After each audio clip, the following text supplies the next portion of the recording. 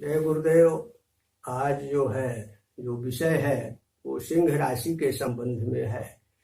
सिंह राशि का जो व्यक्ति होता है जातक, तो साहसी अभिमानी होता है, मित्रों तथा दूसरों का ध्यान रखने वाले, स्वतंत्रता प्रेमी एवं उदार चित्त के होते हैं।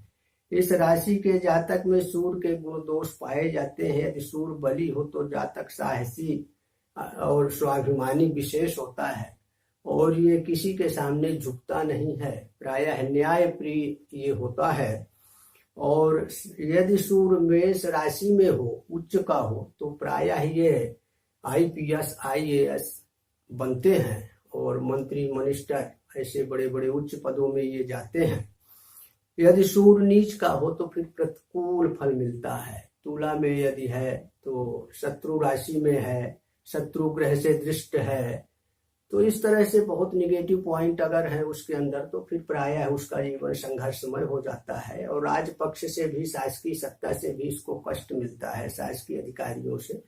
तो इसलिए प्रशासनिक ग्रह है ये, है ना। ये विशेषतर राज्यसभा जैसे लोकसभा, यहाँ इसकी पकड़ होती है।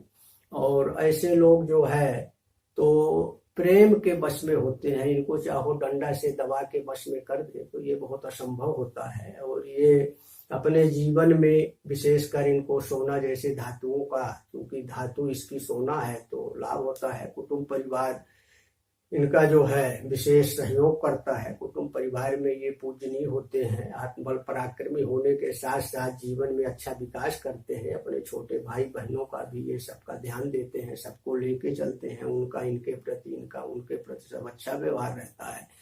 और भूमि मकान आदि संपत्ति का जो है सारा लाभ इनको मिल पाता है। शिक्षा इनकी उच्च स्तर की होती है। प्रायः थोड़ा गुरु का भी अवलोकन करना पड़ता है कुंडली में, क्योंकि सूर्य जो है गुरु का मित्र है और कहीं पंचम भाव से बृहस्पति का संबंध है। और सारी कुंडली का आकलन करने में ये देखा जाता है कि भाई गुरु और सूर्य की स्थिति क्या है, पंचम भाव की स्थिति क्या है, तो प्राय इनकी शिक्षा अच्छी देखने को मिलती है।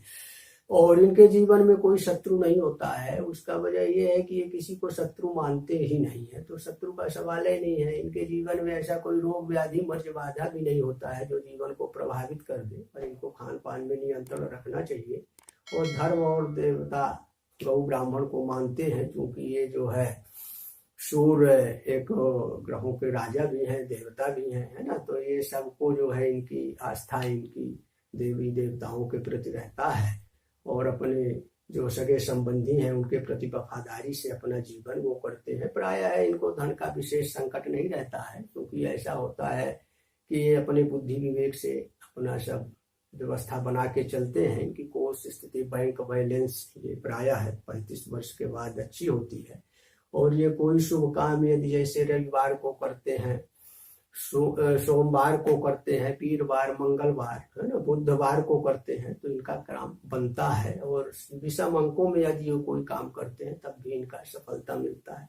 प्रायः इनकी न्यायालय मुकदमा में विजय होती है। वैसे तो इन सबका इनको न्यायालय मुकदमा से ये कई बार दूर ही रहते हैं, पर कई बार ग्रहों में यदि विसंगतियां हैं, कुंडली में ऐसा कुछ योग है, तो चूंकि मैंने आपको बार बार कहा कि राशि भर से हम पूरा भविष्य नहीं बता सकते हैं। उसके लिए आपका अपने कुंडली का अवलोकन कराना ही होगा, क्योंकि ये जो हमारे 9 ग्रह हैं, 12 राशियां हैं, है ना, तो आकाश मंडल में उनकी किस ग्रह में, है ना, कौन ग्रह बैठा है, वो उसका मित्र है, शत्रु है, कुंडली में किस भावेश में है, और कौन सा ग्रह किस भाव का कारक है ना, भाव कारक है, किस वस्तु का कारक है, किस नक्षत्र योग, सब ये महादशा है, अंतरदशा, प्रत्यंतर, सूक्ष्म दशा, अति सूक्ष्म दशा, प्राण दशा, ये सब देख के फिर वर्तमान में गोचर ग्रहों की स्थिति क्या है, जैसे कौन सा ग्रह किस में चल रहा है, तो ये सारा आकलन करके फिर उसका जो है बताया जाता है।